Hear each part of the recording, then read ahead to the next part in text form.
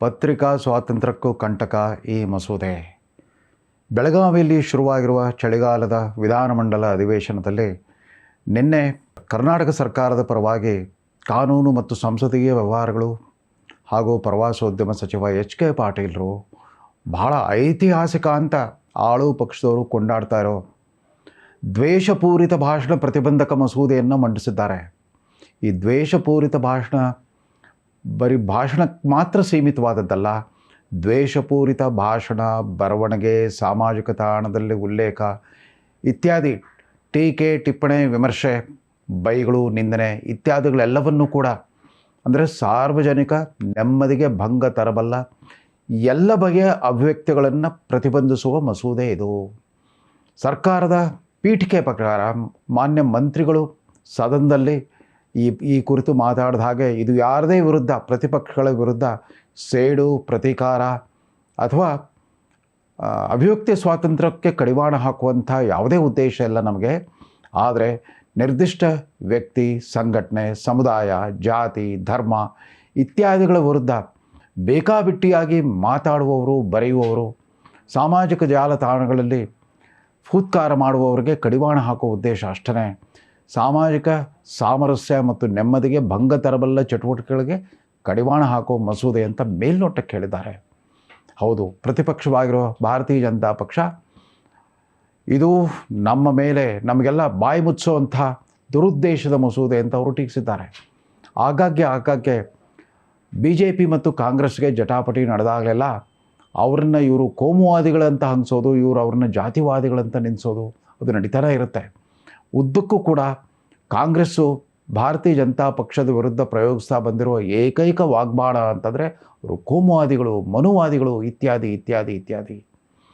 ಕಾಂಗ್ರೆಸ್ ಪಕ್ಷದ ನಾಯಕರೆಲ್ಲ ಅರ್ಥ ಮಾಡ್ಕೊಳ್ಬೇಕು, ಈ ಅಭಿವ್ಯಕ್ತಿ ಸ್ವಾತಂತ್ರ್ಯ ಇದು ಸಂವಿಧಾನದ ಅನುಬಂಧ 19ರ ಅಡಿಯಲ್ಲಿ ಬರುವ ಅದರಲ್ಲಿ ಸಂವಿಧಾನದ 19 ಅನುಬಂಧ 19ರಲ್ಲಿ ನೀಡಿರುವ ಒಂದು ವಿಶಿಷ್ಟವಾದ ಮೂಲಭೂತ ಹಕ್ಕು.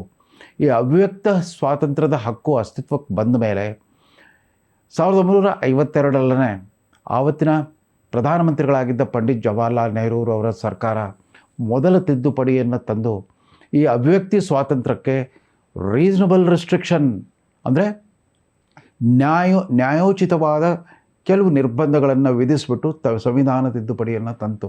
ಬಹುಶಃ ಸಂವಿಧಾನ ತಿದ್ದುಪಡಿಗಳ ಪರಂಪರೆ ಶುರುವಾಗಿದ್ದೇ ಈ ಅಭಿವ್ಯಕ್ತಿ ಸ್ವಾತಂತ್ರ್ಯದ ಮೂಲಭೂತ ಹಕ್ಕಿಗೆ ಕಡಿವಾಣ ಹಾಕೋಬೇಕು, ಸ್ವಲ್ಪ ನಿರ್ದಿಷ್ಟವಾದ ನಿಯಂತ್ರಣವನ್ನು ಹೇರೋದ್ರ ಮೂಲಕ.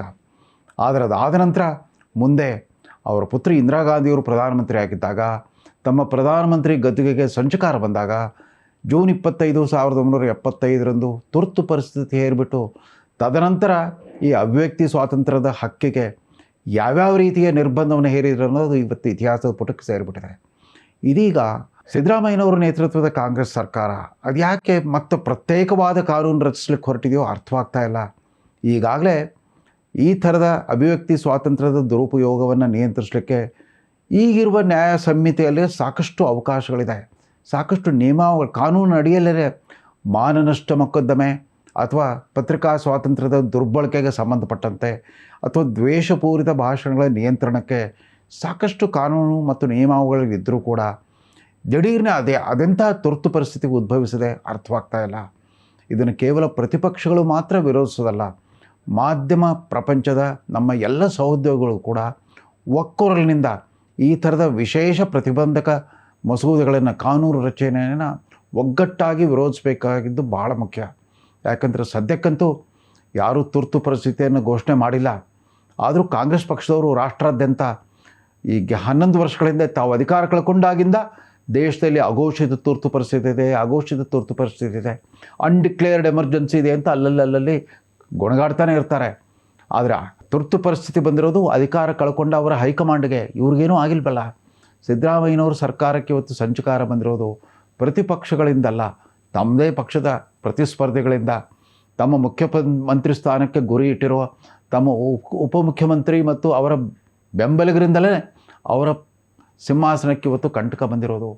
ಉಳಿದಂತೆ ಪತ್ರಿಕೆಗಳಿಂದಾಗಲಿ, ಸಾಮಾಜಿಕ ಜಾಲತಾಣಗಳಲ್ಲಿ ವ್ಯಕ್ತವಾಗುವ ಸಾರ್ವಜನಿಕರ ಖಾಸಗಿ ಅಭಿಪ್ರಾಯಗಳಿಂದಾಗಲಿ ಯಾವುದೇ ಅಪಾಯ ಇಲ್ಲ.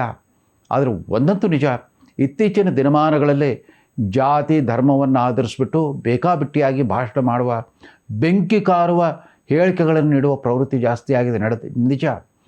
ಆದರೆ ಅದು ಕೇವಲ ಬಲಪಂಥೀಯರು, RSSನವರು, ಭಾರತೀಯ ಜನತಾ ಪಕ್ಷದವ್ರಿಗೆ ಮಾತ್ರ ಸೀಮಿತವಾಗಿಲ್ಲ.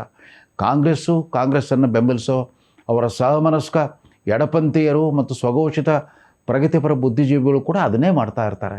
ಇತ್ತೀಚೆಗೆ ತಾನೇ ಕೇಂದ್ರ ಸಚಿವ HD ಕುಮಾರಸ್ವಾಮಿಯವರು ಶಾಲಾ ಪಠ್ಯಪುಸ್ತಕಗಳಲ್ಲೂ ಕೂಡ ಭಗವದ್ಗೀತೆಯ ಪಾಠಗಳನ್ನು, ಕೆಲವು ನೀತಿ ಪಾಠಗಳನ್ನು ಅಳವಡಿಸ್ಕೊಳ್ಬೇಕು ಅಂತಂದ್ಬಿಟ್ಟು ಕೇಂದ್ರ ಶಿಕ್ಷಣ ಸಚಿವ ಧರ್ಮೇಂದ್ರ ಪ್ರಧಾನ್ ಅವರಿಗೆ ಪತ್ರ ಬರೆದಿದ್ದಾರೆ ಅಂತ ಗೊತ್ತಾದ ತಕ್ಷಣ ನಮ್ಮ ಮುಖ್ಯಮಂತ್ರಿಗಳ ಪ್ರತಿಕ್ರಿಯೆ ಏನಿತ್ತು, ಮಾಧ್ಯಮಗಳ ಜೊತೆಗೆ ಮಾತಾಡ್ತಾ ಈ ಕುಮಾರಸ್ವಾಮಿಯವರು ಮನುವಾದಿ ಆಗಿಬಿಟ್ಟಿದ್ದಾರೆ ಅಂತಂದ್ಬಿಟ್ಟು. ಈ ಮನುವಾದಿ ಅನ್ನೋ ಶಬ್ದ ಕೂಡ ಅದು ಮೂದಲಿಕೆ, ಹೀಯಾಳಿಕೆ ಅರ್ಥವನ್ನು ಕೊಡಲ್ವಾ? ಕರ್ನಾಟಕದಲ್ಲಂತೂ ಕಳೆದ 40 ವರ್ಷಗಳಿಂದ ವಿಶೇಷವಾಗಿ ಈ ಸ್ವಘೋಷಿತ ಬುದ್ಧಿಜೀವಿ ವರ್ಗದಿಂದ ಒಂದು ಫಾರ್ಮುಲಾ ರೀತಿಯ ಪದ ಬಳಕೆ ಜಾರಿಗೆ ಬಂದುಬಿಟ್ಟಿದೆ, ಚಾಲ್ತಿಯಲ್ಲಿ ಇದ್ದುಬಿಟ್ಟಿದೆ. ಅದು ಯಾವ ರೀತಿ ಅಂತಂದರೆ ಬ್ರಾಹ್ಮಣ ನಿಂದನೆಯೇ ಸೆಕ್ಯುಲರಿಸಮು, ಲಿಂಗಾಯತರ ಲೇವಡಿಯೇ ಸೋಷಿಯಲ್ ಜಸ್ಟಿಸು, ಒಕ್ಕಲಿಗರ ಒಳಜಗಳವೇ ಇಂಟರ್ನಲ್ ಡೆಮಾಕ್ರಸಿ ಅಂದರೆ ಆಂತರಿಕ ಪ್ರಜಾಪ್ರಭುತ್ವ ಇತ್ಯಾದಿಯಾಗಿ ನಿರ್ದಿಷ್ಟ ಸಮುದಾಯಗಳನ್ನು ಹಂಗಿಸುವ, ಹೀಯಾಳಿಸುವ, ಲೇವಡಿ ಮಾಡುವ, ಗೇಲಿ ಮಾಡುವ ಒಂದು ಪ್ರವೃತ್ತಿ ಸರ್ವೇ ಸಾಮಾನ್ಯ ಅನ್ನೋಂಗೆ ಆಗ್ಬಿಟ್ಟಿದೆ.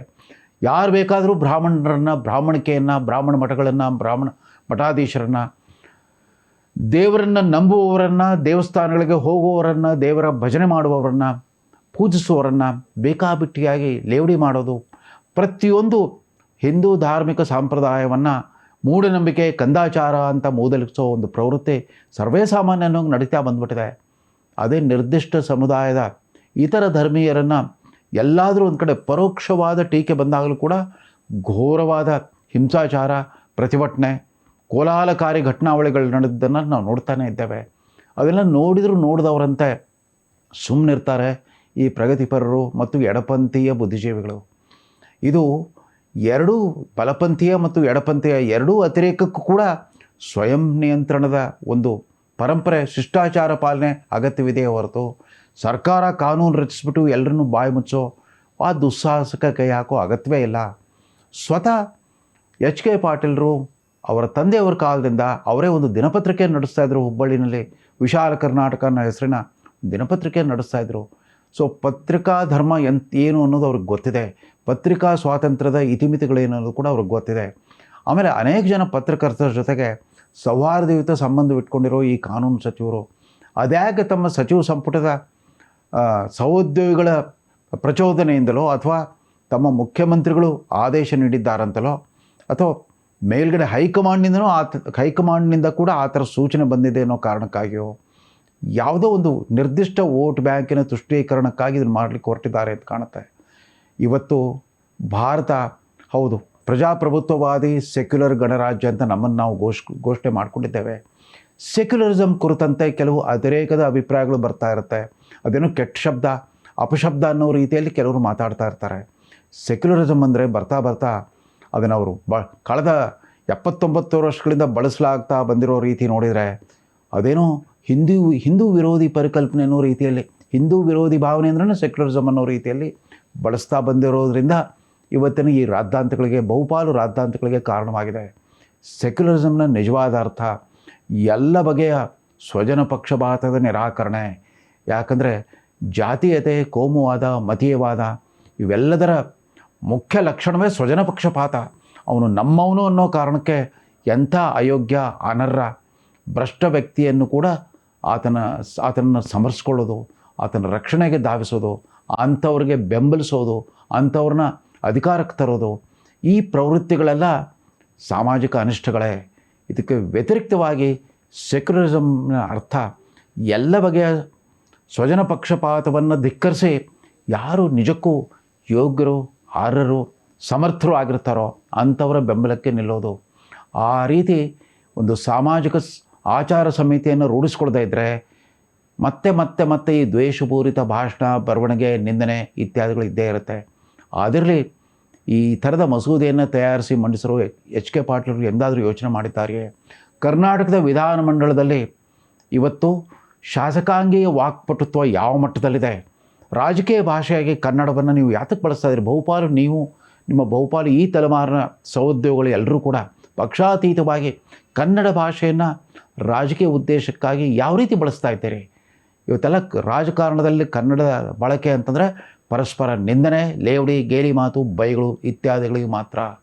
ಹಾಗೆ ನೋಡಿದರೆ ನಿಮ್ಮ ಈ ಉದ್ದೇಶಿತ ಮಸೂದೆ ಏನಾದರೂ ಶಾಸನ ಆಗಿಬಿಟ್ರೆ ಬಹುಪಾಲು ಈ ತಲೆಮಾರಿನ ಶಾಸಕರನ್ನು, ಮಾಜಿ ಶಾಸಕರನ್ನು ಜೈಲಿನಲ್ಲಿಡಬೇಕಾಗುತ್ತೆ. ನೀವು ಈಗಾಗಲೇ ಉದ್ದೇಶಿಸಿರೋ ದಂಡ ಇತ್ಯಾದಿಗಳನ್ನು ವಿಧಿಸಬೇಕಾಗುತ್ತೆ. ಅಂದಹಾಗೆ ಸಾರ್ವಜನಿಕ ಸಂವಾದದ ಗುಣಮಟ್ಟವನ್ನು ಕಾಪಾಡಿಕೊಳ್ಳೋದು ಎಲ್ಲರ ಜವಾಬ್ದಾರಿಯಾಗಿದೆ. ಅದು ಕೇವಲ ರಾಜಕಾರಣಗಳದ್ದು ಮಾತ್ರವಲ್ಲ, ರಾಜಕೀಯ ವಿದ್ಯಮಾನಗಳು, ವ್ಯಕ್ತಿ ವಿದ್ಯಮಾನಗಳನ್ನು ವಿಮರ್ಶೆ ಮಾಡೋ ಮಾಧ್ಯಮಗಳಿಗೂ ಕೂಡ ಸೇರಿದೆ.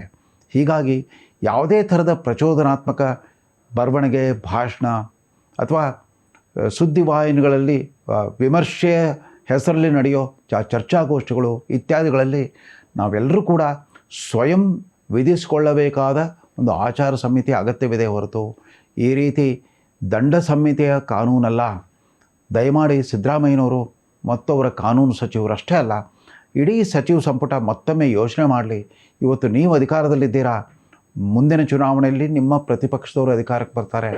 ನೀವು ಅವರ ನಡವಳಿಕೆಗಳನ್ನು, ಅವರ ಅಧಿಕಾರ ದುರುಪಯೋಗದ ಪ್ರಸಂಗಗಳು, ಅವರ ಮೇಲಿರೋ ಭ್ರಷ್ಟಾಚಾರ ಆರೋಪಗಳ ಕುರಿತಂತೆ ನೀವು ಮಾತಾಡಿದ್ರೆ ನಿಮ್ಮನ್ನು ಅರೆಸ್ಟ್ ಮಾಡೋ ಸಾಧ್ಯತೆ ಇರುತ್ತೆ. ನೀವೊಂದು ಚಾವಟಿಯನ್ನು ಇವತ್ತು ನಿಮ್ಮ ಕೈಲಿ ಹಿಡ್ಕೊಳ್ತೀರಿ, ನಾಳೆ ನಿಮ್ಮ ಪ್ರತಿಪಕ್ಷ ಏನಾದರೂ ಅಧಿಕಾರಕ್ಕೆ ಬಂದರೆ ಅವ್ರ ಕೈಗೆ ನೀವೇ ಒಂದು ಬಾರ್ಕೋಲ್ ಕೊಟ್ಟು ಬಾರಿಸ್ಕೊಳ್ಳುವಂಥ ಸ್ಥಿತಿ ಬರುತ್ತೆ.